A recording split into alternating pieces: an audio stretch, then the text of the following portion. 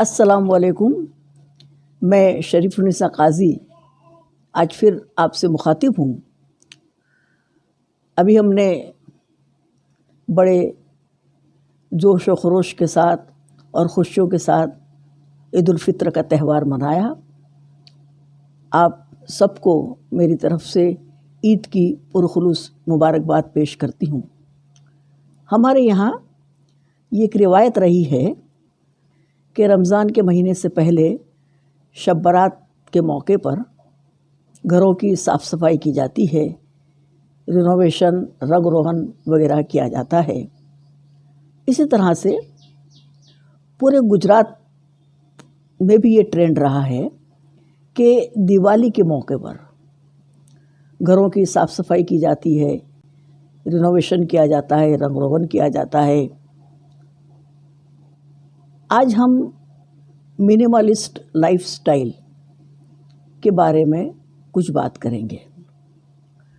अक्सर हमने देखा है कि हमारे घरों में बहुत सा ऐसा सामान होता है कि जो हमारे इस्तेमाल में नहीं आता और न ही इस्तेमाल में आएगा उसके कोई इम्कान होते हैं, फिर भी हम उसको संभाले रखते हैं। और जब कभी इस तरह की कोई साफ़ सफाई का मौका आता है तो बड़ी दुश्वारी पेश आती है, बड़ी उलझन होती है सफाई करने में। मिनिमलिस्ट एक लाइफ स्टाइल है। मिनिमलिस्ट के माने होते हैं हमारे घरों में वो सामान कि जो हमारे इस्तेमाल में नहीं आता या जिसकी मौजूदगी हमारे लिए न फ़ायदेमंद है और न ही वो हमारे घर में है, इस वजह से किसी के लिए भी फ़ायदेमंद नहीं है।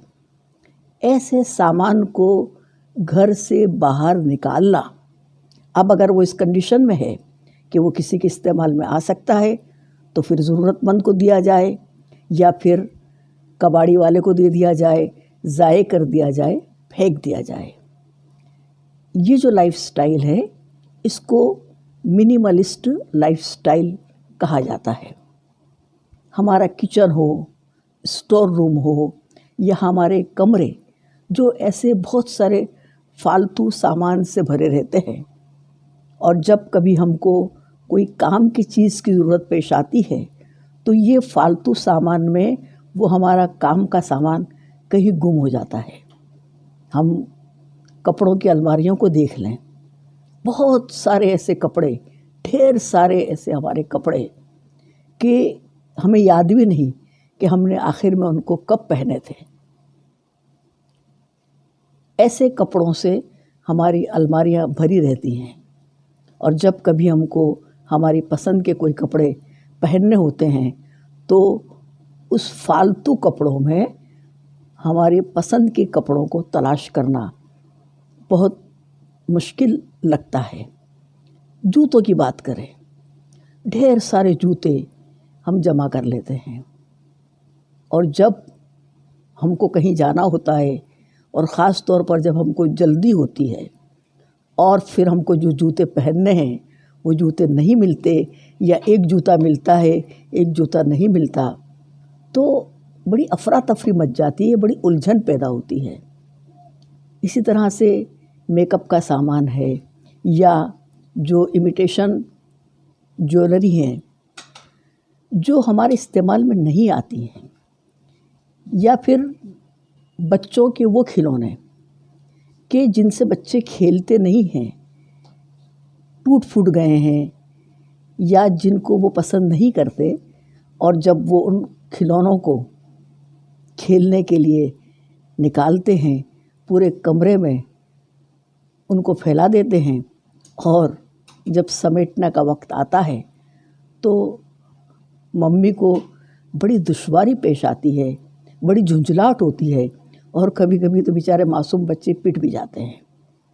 तो ज़रूरत इस बात की है कि वो कपड़े कि जो हमारे इस्तेमाल में नहीं आते, या वो जूते कि जो हमारे इस्तेमाल में नहीं आते, या वो खिलौने जिससे बच्चे नहीं खेलते, या ऐसा बहुत सारा सामान जो हमारे स्टोर रूम में, कमरों में, किचन में भरा पड़ा है, या तो किसी ज़रूरतमंद को दे दिया जाए, और अगर वो इस काबिल नहीं है कि कोई इस्तेमाल कर सके तो उसको ज़ाय कर दिया जाए, फेंक दिया जाए, या कबाड़ी वाले को बुलाकर दे दिया जाए। इससे हमको बहुत सारे फ़ायदे पहुंच सकते हैं।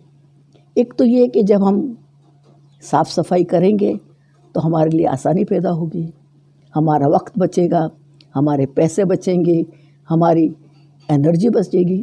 और अगर वो सामान हम किसी ज़रूरतमंद को देते हैं और वो इस्तेमाल करता है तो उससे भी हमको एक तरह की खुशी महसूस होगी, उसकी दुआएं हमको मिलेगी।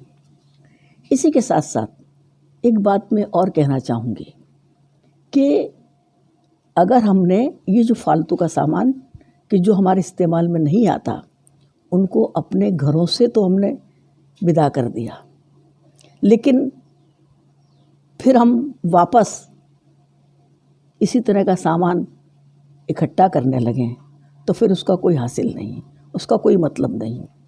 मिसाल के तौर पर हम जब शॉपिंग करने जाते हैं तो हमारी ज़रूरत की चीज़ों के अलावा हम बहुत सारा गैर ज़रूरी सामान भी ख़रीद कर ले आते हैं।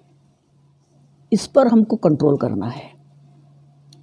ये जो बिला ज़रूरत की जो हमारी शॉपिंग है उस पर भी हमको कंट्रोल करना है, तभी हम कह सकेंगे कि हमने मिनिमलिस्ट लाइफ स्टाइल को अपनाया है। एक बात मैं यहाँ पर और कहना चाहूँगी, लोगों के शौक़ होते हैं बड़े बड़े घर बना लेने के, बड़े बड़े बंगले, बड़ी बड़ी हवेलियाँ, और फिर उनको मेंटेन करना, उनको संभालना, उनकी साफ़ सफाई करना, ये भी एक मुश्किल टास्क है। मैं आपको एक मिसाल दूं, इन्फोसिस के मालिक नारायण मूर्ति और सुधा मूर्ति एक बहुत ही सादे से और मिनिमम कमरों के मकान में रहते हैं। मैशर आफरीदी का एक शेर है, रहता है सिर्फ एक ही कमरे में आदमी, रहता है सिर्फ एक ही कमरे में आदमी, उसका गुरूर रहता है बाकी मकान में। सुधा मूर्ति की बात निकली है तो मैं एक और मिसाल देना चाहूँगी। सुधा मूर्ति के 3 शौक़ थे और इन 3 शौक़ में एक शौक़ था नई नई साड़ियाँ ख़रीदना और नई नई साड़ियाँ पहनना। लेकिन एक ऐसी वजह बन गई कि उन्होंने अपने इस शौक़ को त्याग दिया और आज 20 साल से ज़्यादा का अरसा हो गया है, सुधा मूर्ति ने अपने लिए एक भी नई साड़ी नहीं खरीदी है। आप सल्लल्लाहु अलैहि वसल्लम की हयात तैयबा क़नाअत की एक उम्दा मिसाल है। सहाबा कराम और औलिया कराम, क़नाअत उनका वस्फ़ रहा है। यहाँ पर मैं मिनिमलिस्ट लाइफ स्टाइल को क़नाअत तो नहीं कहूँगी, क्योंकि क़नाअत जो है वो मिनिमलिस्ट लाइफ स्टाइल से कई दर्जे आगे है। लेकिन इतना ज़रूर कहूँगी कि मिनिमलिस्ट लाइफ स्टाइल क़नाअत की तरफ ले जाने वाला पहला कदम है। अब ये आप पर मुनहसिर है कि आप उस कदम को बढ़ाओ, वरना ये जो मिनिमलिस्ट लाइफ स्टाइल है, अगर इस पर भी हम कायम रहते हैं तो एक पुरसुकून, स्ट्रेसलेस और कामयाब ज़िंदगी गुजार सकते हैं। आज के लिए बस इतना ही। इंशाअल्लाह हम फिर मिलेंगे एक अच्छी बात को लेकर। अल्लाह हाफ़िज़।